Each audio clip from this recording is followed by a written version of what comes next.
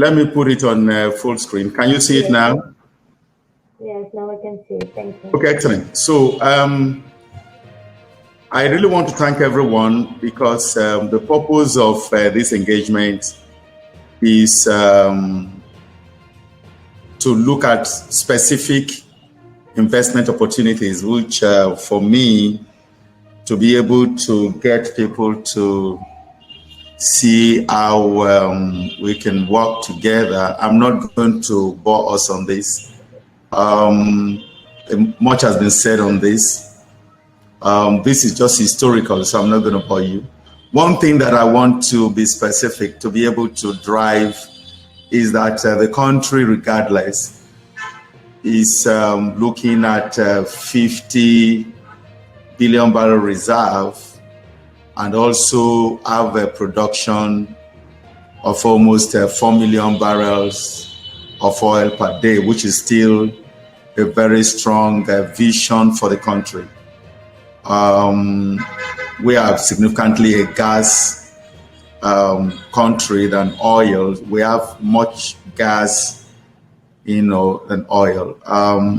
What I want to just show this template, as all that have been said by my colleagues and friends, I just did this to drive the opportunities that are available in the different areas of the industry,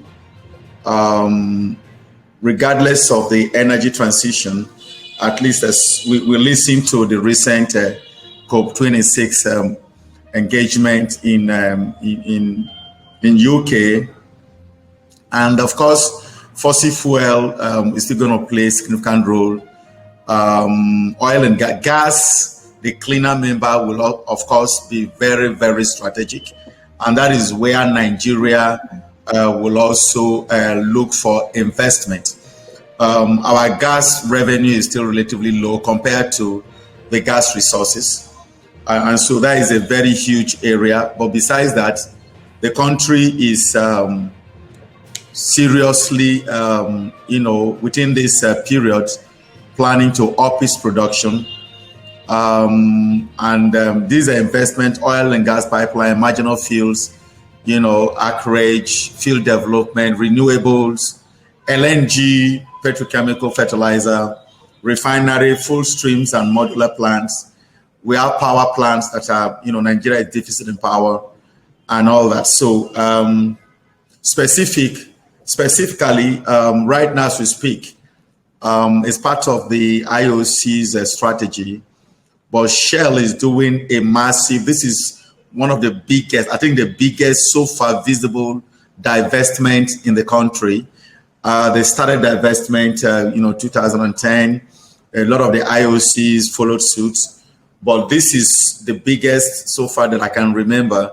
19 of its producing assets in the Niger Delta is being put on the table. And I know that, because of the vision of the country, that production have to be 4 million barrels. This is a very strategic area for potential investors to come in. As I speak, I know a few, players, and the bottom line is, how do we find collaborations? How do we find people to come in and partner with us? The total production capacity of these 19 fields, almost about 300 to 400,000 barrels of oil per day, of which 45% is what Shell, Total, and Ajib will sell 45% of that. So this is a great, great, great opportunity for people who, want to take. These are matured assets. They're all producing. They are all flowing. I think the list of them is about, 10,000 barrels. We have some fields producing about 50,000 barrels. And by the time you had 2 or 3 fields, you'll go home with almost 100,000 barrels per day production, of which 45% is what is being sold. So it's significant. And then there is another huge opportunity on the table as we speak. There is a 2020-2021 marginal field opportunity. As we speak, out of the 57 marginal fields, which is the one you see here, only about 10 of them, so potentially almost more than 30 are still looking for investors, partners, people, and typically you are looking at between 50, 60 million dollars plus signature bonus to be able to put most of these assets into first oil production. And so EnergyHub actually is in deep into this, partnering with a lot of these asset holders who have the award letters with DPR. So if anyone is ready, we can easily get you with our friends and partners to get you to start talking to these assets, because we have quite a lot of access to them. Of course, on the right side is the one of 2003 marginal fields. Significant portion of them are still looking for money. Even the existing ones are looking for people to farm in. So these are also potential that are available that we also have access to, bringing in investors to be able to participate. I can assure you that anyone that is interested, I within 2-3 weeks, will be able to discuss with asset holders and table very strong, partnership once the terms can be agreed. Refinery investment, as my colleagues have said, Nigeria is targeting 4 million barrels of oil per day because it has to produce not only the existing 37 million barrels, but billion barrels. Nigeria is looking to increasing its reserve to about 50 because there is still significant, regardless of what energy transition is saying, all of the studies have indicated that even up to 2100 to most of 2200, fossil fuel, especially oil, will still power the energy intensive industries.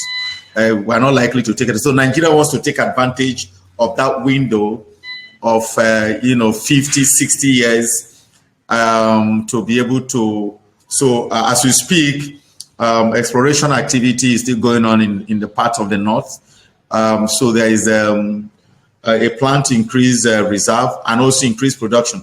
And so the solution for its increased production will be to put a lot of refineries. Dangote refinery will not be enough to bring the vision of becoming the refinery hub for West Africa and Africa. So we have a lot of modular refineries, 1,000, 5,000. There are about 38 modular refinery license that has been issued, and they are all looking for investors. Averagely, they are about 20 million to 30-40 million dollars for modular refinery, while the big refineries, of course, those are the full stream refineries, averagely go for about $100 million. But the truth is, Nigeria is importing significantly, almost 80% of our petroleum product. So anyone coming into this stream is a great investment. And we have access to people, even where EnergyHub is also involved in one of the refinery streams, that we're also looking for investors. And other people also are coming to us to look for investors in the modular refinery. And so we'll be available to engage potential investors who want to take part in the modular refinery. Like I said, 5,000 barrel, topping plant is about $25-30 million. And of course, the return on investment averagely with model is just about 2-3 years. You get your money back, especially, at this point. So these are some of the refineries, and these are procedures. We'll always guide potential investors through the procedures of getting a modular refinery, even a full stream refinery, into production. Investment in power and renewable. Nigeria is one of the with about 200 million population, regardless of our GDP, almost 450 billion, Nigeria is one of the most energy deficient country, and the government today has taken it up, both in renewables and both in conventional power, thermal power, hydro. There's a lot of projects going on, and we are also in partnership with, Ministry of Power. We have relationship with them for renewables and for other power structure. We'll be able to come together with any potential investor, to be able to bring you on the table. As we speak, the country is planning, renewable, solar, wind, especially for solar. As we speak, there's a project on ground to power in mini grids about 5 million homes, extendable to 15 million. So it's a major project that is on ground for investment. And one other area that is also critically on the table for investors is what we call the gas flare commercialization project. Of course, Nigeria used to be one of the top flares, but right now, significantly, the flare has dropped. But the government thought it wise that they need to commercialize. So, as we speak, we also have access to the people, the companies that they are looking for money, they are looking for funds to be able to mature this project. This is a federal government project. Of all the flare sites, you can see the flare.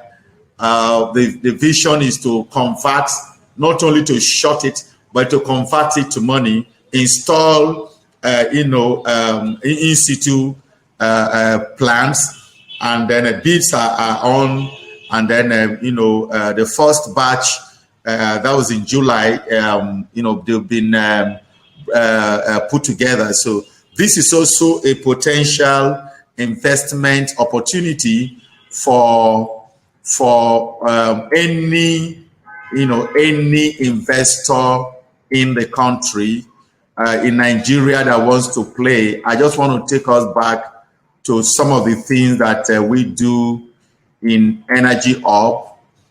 This is one of the reasons we set up EnergyHub: business collaboration and partnership. We will bring people, offshore companies. We try to look for partnership structure. And one of the things that we do, why you hear me speak so much of these projects, because we have a lot of project portfolio with, offshore finances, discussing some of these projects. So it's a major opportunity for us to work together and then review projects, marginal fields, refinery, modular refinery, power projects, even field development.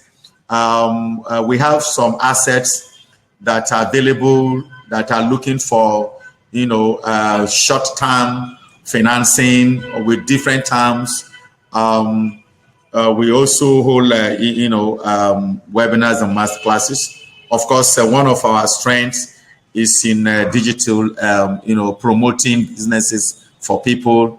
Then, of course, engaging in strategic top-level recruitment services. So I really want to, we're also partnering with, some academics, some universities, because our vision as EnergyHub is that on one platform, we will bring the entire energy system to be able to act, to be able to work together. And because of that, we have access to a lot of opportunities in the country, both upstream, midstream, downstream. And all of our partners that are speaking today, they are friends, and many more people who have even in operations are available at phone calls, at emails, for us to engage and discuss any of your interests in these, in these opportunities that we have highlighted, anyone that requires to go into any of these, we want to assure you, EnergyHub and partners.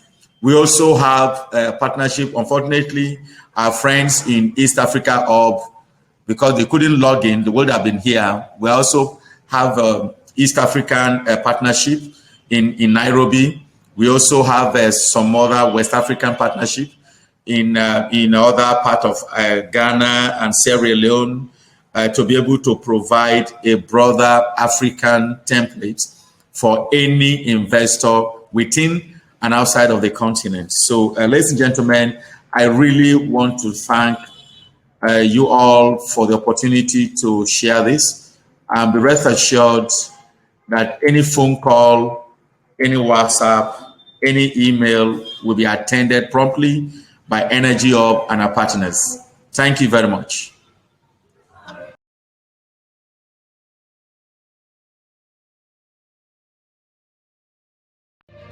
Maria and Eli, can you see my screen?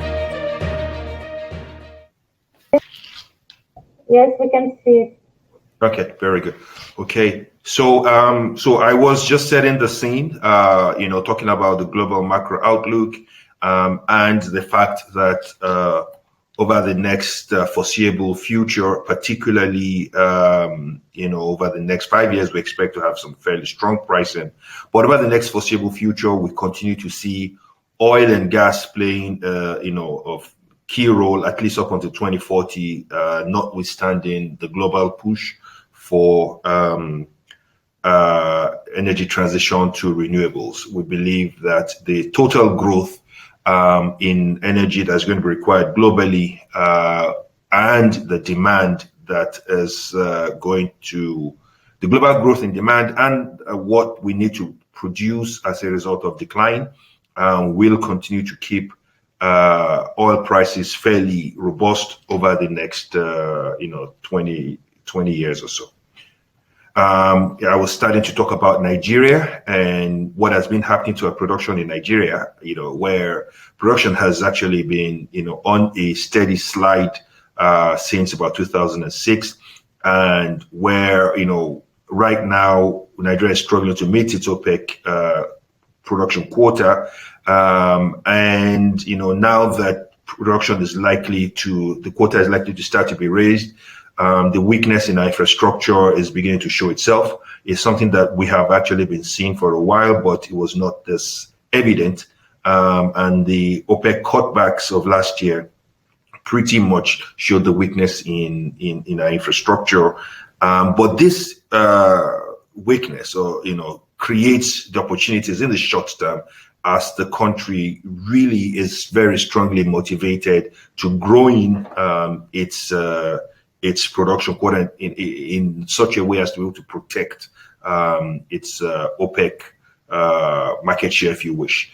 So in the next couple of years, we're going to see a very strong motivation, in Nigeria for investments to fill back this production shortfall.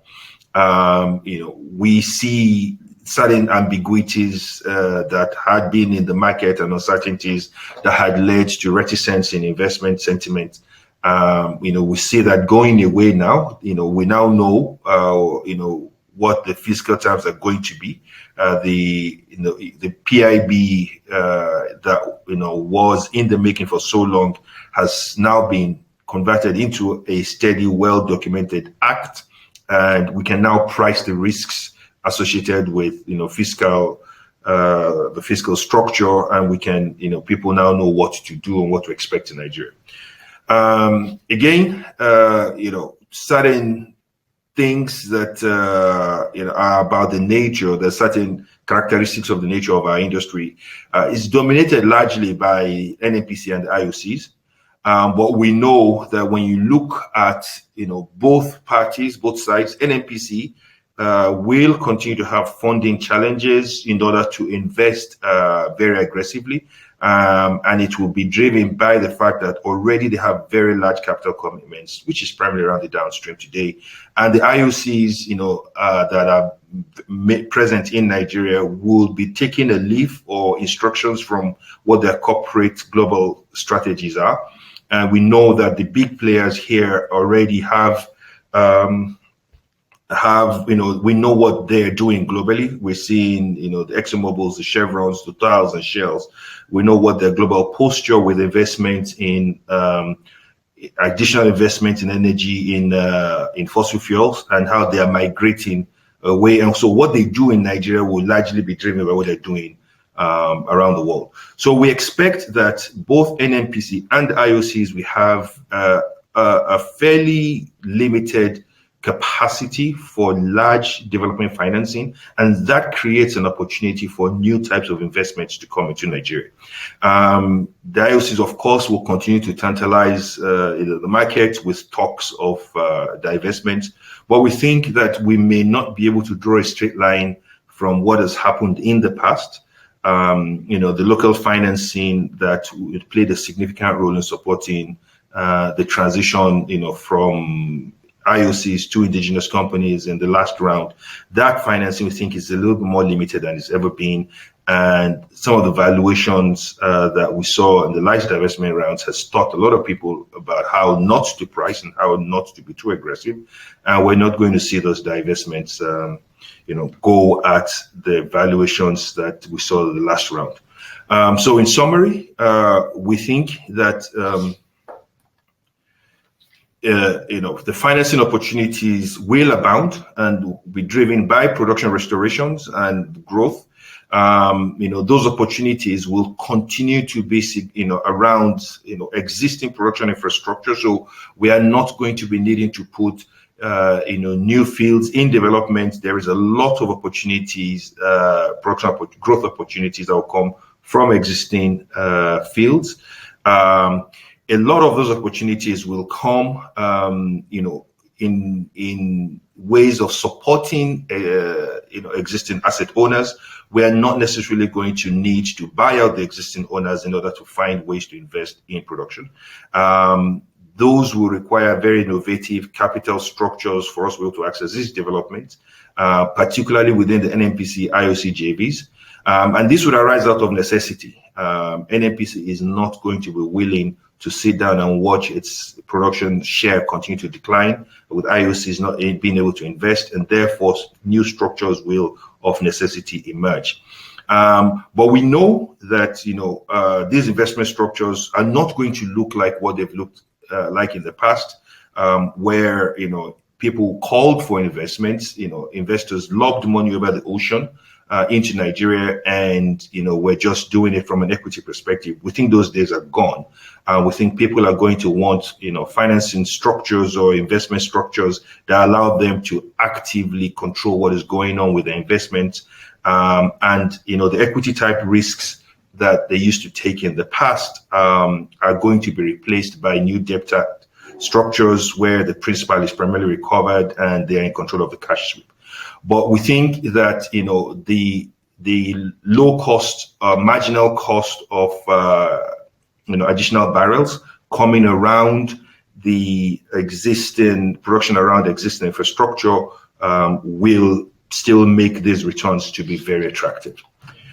Finally, just to introduce West Titan, we are what you call a production solutions company, and our work is primarily focused around unlocking trapped value in oil and gas, or this corollary, making investments that stop value leakage. We possess and assemble, integrate and deploy the technical, commercial, and financial and management capacity, to achieve these goals, either on behalf of ourselves or on behalf of asset owners, where we act as a service provider. We bring unique and innovative solutions that are tailor-made to look at the very complex challenges and impediments and the various above ground problems that usually hinder value realization in Nigeria. And we're agnostic to mineral rights ownership, which means that we will either act on our own balance sheet or would act as a partner or a service provider to asset owners.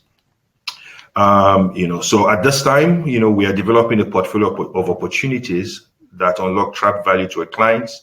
We deliver superior returns using excellence in operational and technical capacity to de-risk the subsurface and above ground risks that exist in the environment. And our strategy is to employ world-class governance structures and integrity to assure the delivery of, the committed financial returns that we're promising to investors. With that, I'd like to say thank you very much and pass the screen to the next speaker. Thank you very much. Thank you.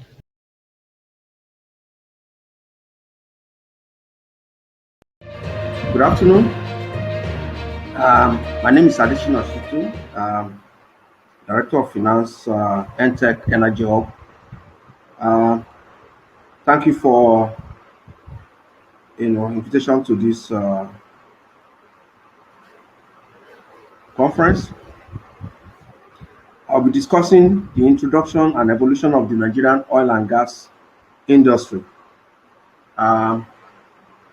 This is a very important topic at this time.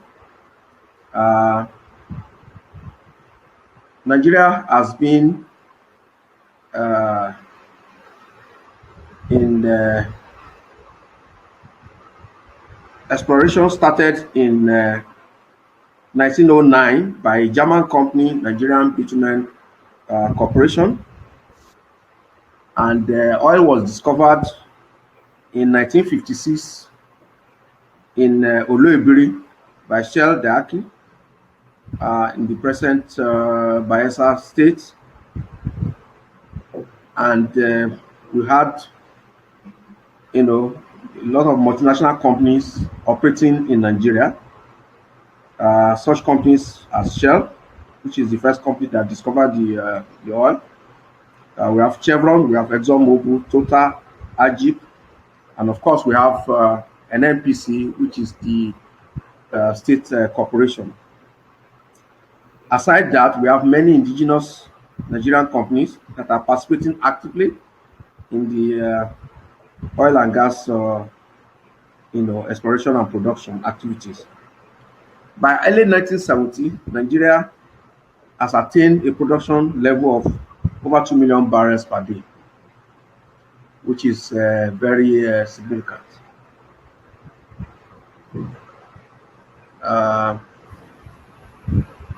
Therefore, Nigeria happened to be the largest and the oldest oil producer in Africa, and oil plays a very significant role, in the Nigerian economy, accounting for over 90% of exports and over 80% of government revenue.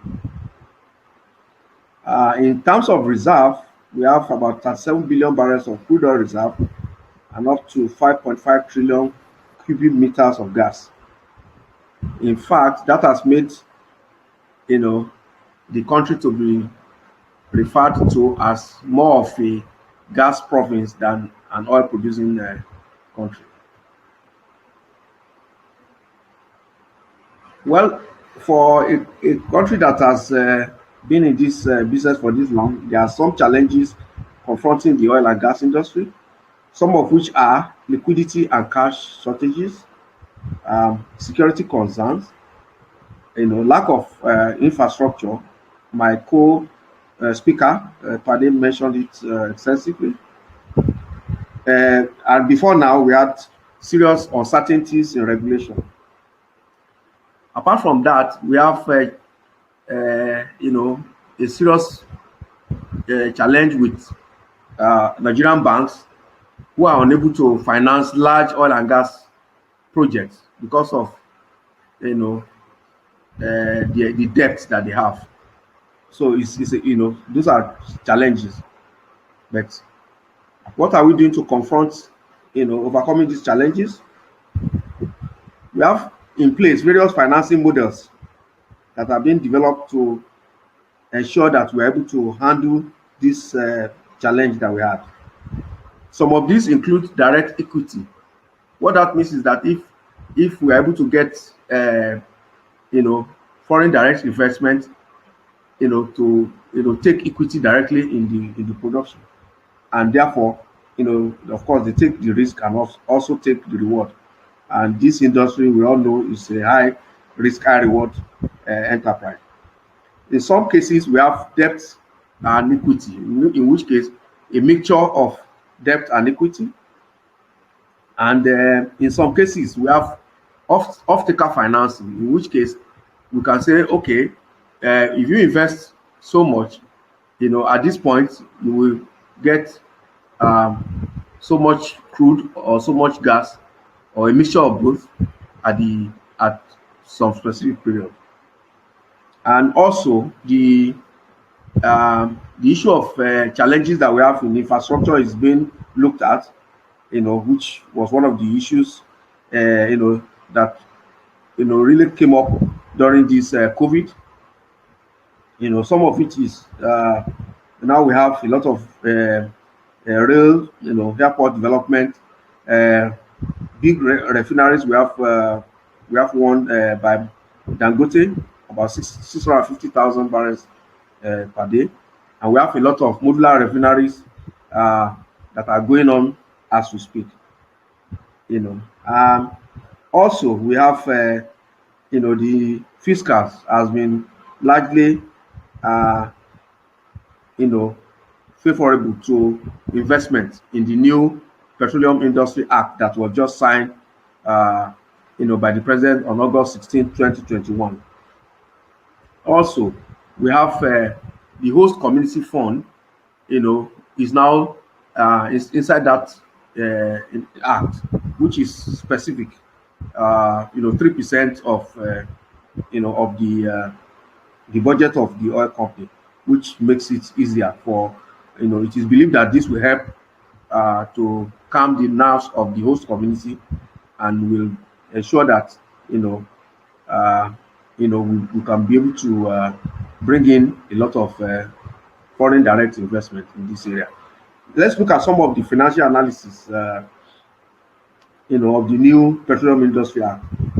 In the old PPTA, the petroleum profit tax is straight 85% of your profit, and which was considered a disincentive to investors. But in the new act, we have hydrocarbon tax for OML of 30%, which is like the highest, and SITA, which is what every other company in Nigeria pays, also of 30%. So you have a maximum tax of 60%, which is a lot of benefits to an investor. In the previous regime, most companies have what we call GMOU, which is greater than, is 5% plus, it could be more, and of course the NDDC, which is 3%. So, but in the new PIA, you have 3% of host community fund and 3% of NDDC. So you have a maximum of 6%. So you have instead of spending about 10%, 12%, or even more, you now have like just 6%. And in the last regime, you have royalty, minimum of about 18%. But in the new act, you have about royalty even as low as 5%, which is graduated. So it's a lot of benefits.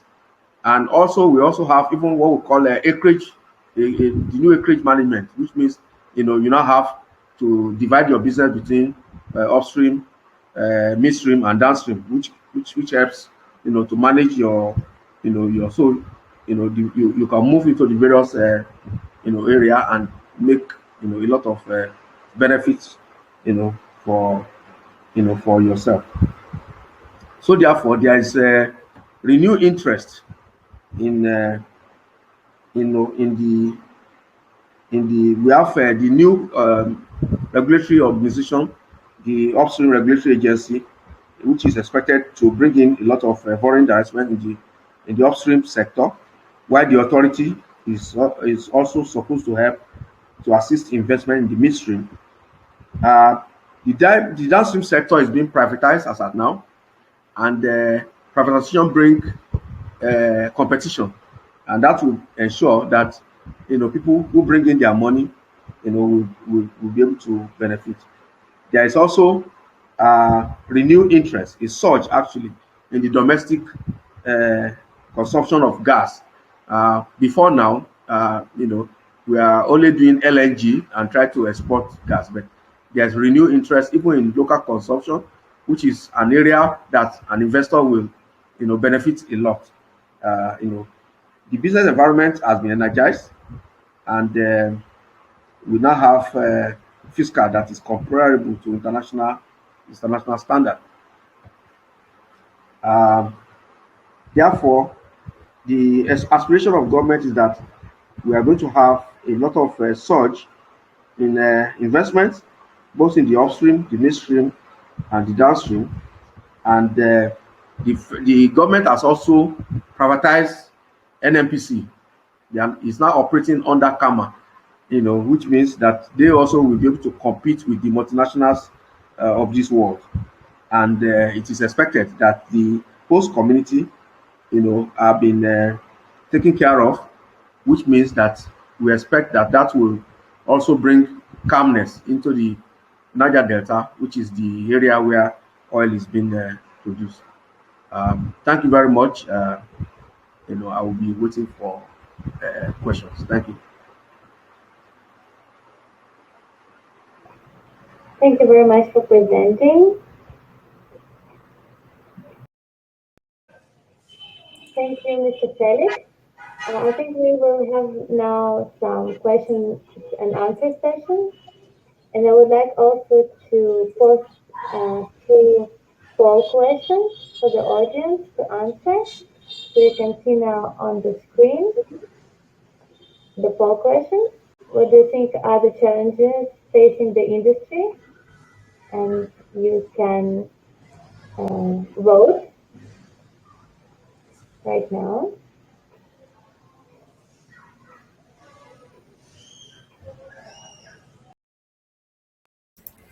I will be the one to first to ask. I would like to ask first of all, Dr. Felix. Thank you for and the team for interesting insights about the local Nigerian market and African market. Dr. Felix, I would like to ask you a question regarding the security of investments in Nigeria. How can actually people be assured that the investor will be well placed and well secured? Thank you. Okay, thank you. I can tell you that just because of time, we cannot put together everything that the government is doing as we speak.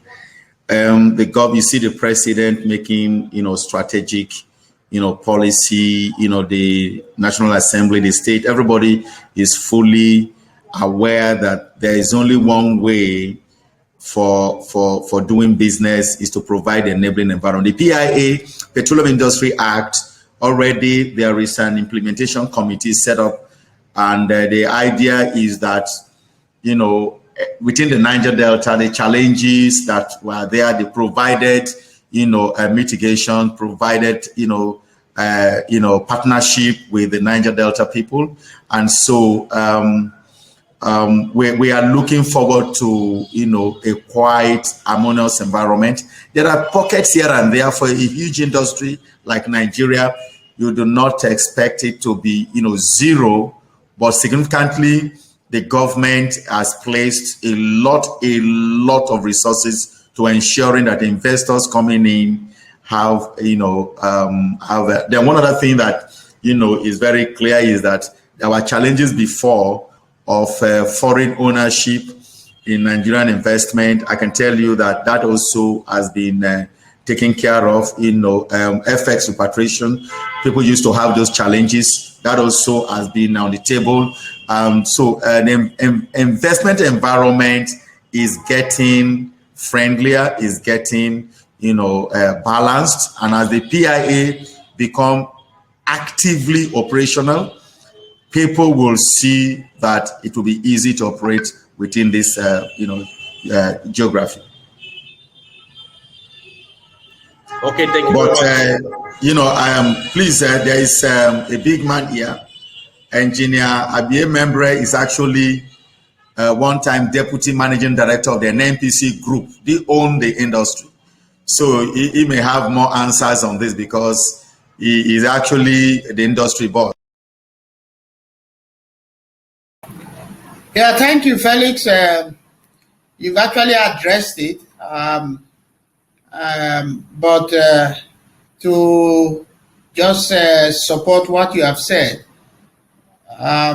all different measures, a lot of them have gone far enough to allay the fears of investors that yes, their investment is secured in country. One of the key investors' worry has always been the evacuation. And as we all know, with the PIA, the host community trust fund in place, there will be a lot of peace and the freedom to operate within the Niger Delta. That will ensure that, yes, crude oil and gas will be evacuated easily. As soon as evacuation is done, it's a dollar-based product, so you ensure that, yes, you get the investors will be able to get their money. In addition to that, the central bank is working with the oil and gas industry to ensure that, yes, repatriation of their Naira component, if they do exist, will be so flexible and easy. One of those things that investors are worried about. So we are in a very nice shape and position now, especially the post-COVID era, to ensure that, yes, to attract a lot of investors in country, because the opportunities are huge, both from the upstream, midstream, and downstream. This is the time to play in the Nigerian environment. Okay, thank you very much for your answer. We have another question from the audience. The investment opportunities, are they open to individuals or only open to companies? No, I can still answer that. What's the question? I didn't hear you properly. The investment opportunities, are they open to individuals or only open to companies? Oh, they're open to both individuals and companies. If you have an investor who wants to come in as an individual, that's pretty easy. We can guide him, as Felix said, direct him to opportunities that he will be able to see his investment and realize the profitability or return on investment. If he's coming in as companies, yes, it's also free. We can partner with such companies and individuals to direct and ensure that, yes, things are properly done. One of those things that we continue to emphasize here is compliance with a lot of corporate governance to make sure things are done the way they're supposed to be done. The transparency and accountability and the professionalism in ensuring that, yes, you have the technical competence and the professionals to be able to deliver. If you look at one of my slides, we have a huge strength with respect to the manpower. A lot of professional expertise are in country, so you don't need to look too far to be able to deliver in terms of the technical, financial professionalism. Where we lag behind is actually the financial side because of our banking sector capability and the insurance capacity. So if we have individuals and companies that can come in with the right financial structure, commercial structure, we'll be able to deliver either as individuals or on company basis. Thank you very much for your answer. We have 18 seconds left for this session, so we will start again when this session ends with more questions and answers. Thank you very much, everyone, and see you in 5 seconds.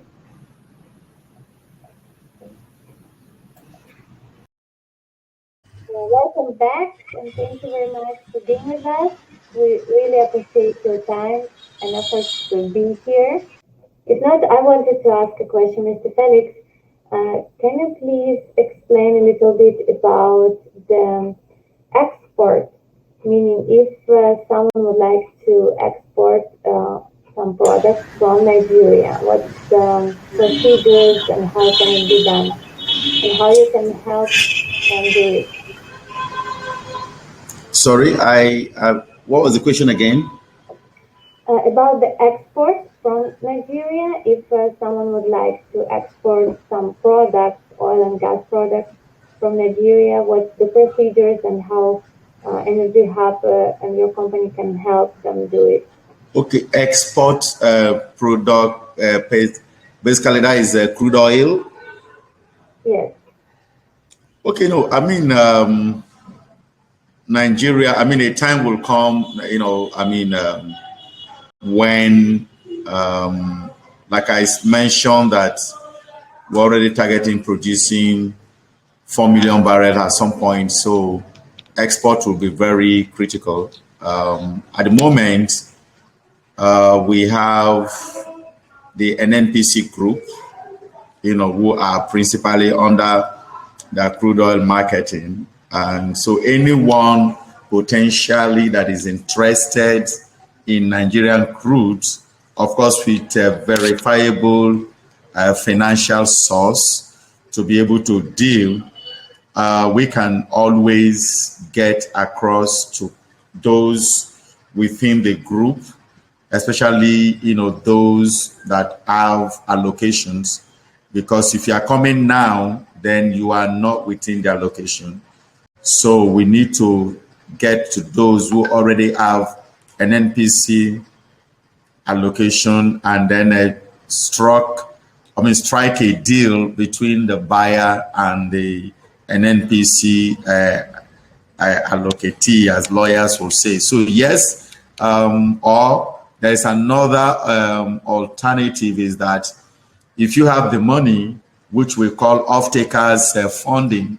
Off-takers funding is that there are a lot of, on my screen I shared field development. Most of them actually, apart from the big IOCs, they have funding challenges. And so they are looking for investors, and they are willing to also discuss off-taker. That is, if you bring in money, you will buy their crudes. That you don't have to necessarily go to an NPC for allocation. This, you are dealing directly with the producing company, as long as the agreements are working, as long as terms and conditions are acceptable. You are more like a financing partner, an off-taker. You put in the money to develop, to grow their production, and you can lift their crude oil. That also exists. So either way, any investor, unless someone that say, okay, I just want to buy Nigerian crude without investing in the development of the asset, then we have to look for, contact those that already have an NPC allocation and negotiate the transaction. So yeah, it exists. It exists. Okay, thank you very much. Thank you. Yeah, Maria, just to add to what Felix has said, that's what we call off-taker financing. If an investor is ready to bring in money without participating in the field development effort, yes, it should be directed as such, and proposal made in such a way and manner that as soon as production is made from the investment, he will be the off-taker at the other end on a port or country that is designated to receive the crude. The only shortfall there is a strong function of the volume of crude. If the production is low, it takes time for you to get a cargo. In such a situation, you have to add your parcel into those who have a big crude uplift monthly or quarterly basis and be part of that exercise. But off-taker financing is something regular. If you can, if you have investor who is ready to do that without participating in the technical or field development, these are things that can easily be put together as quickly as possible. Thank you very much. Thank you for your answer. Thank you. Okay, do we have any more questions, please?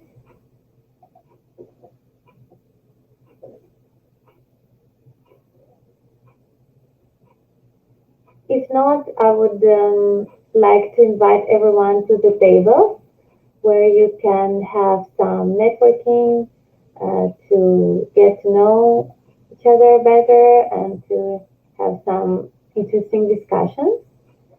Thank you very much, everyone, for your time and for your attendance. And we really appreciate you being here with us. Thank you for all the speakers. Thank you for all the organizers. And we are very happy for this event. And don't leave yet. There will be some networking tables prepared for you where you can have some meaningful conversations. Thank you very much.